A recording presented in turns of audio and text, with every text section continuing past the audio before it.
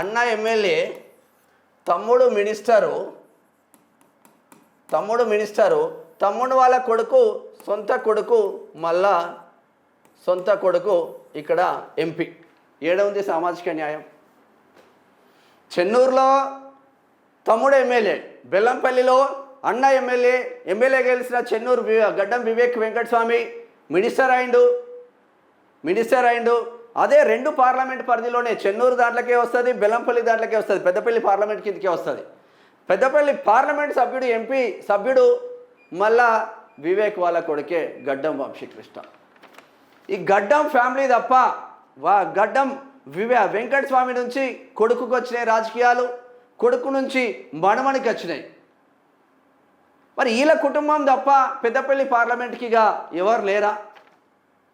ఎందుకు కాంగ్రెస్లో 2 ఎమ్మెల్యే టికెట్లు, ఒక ఎంపీ టికెట్, ఒక మినిస్టర్ పోస్టు ఒకే కుటుంబానికి అప్పచెప్పడం దేనికి సంకేతం? ఏది సామాజిక న్యాయం? ఎస్సీ అయితేంది, ఎస్టీ అయితేంది, బీసీ అయితేంది, ఓసీ అయితేంది, రెడ్డి అయితేంది,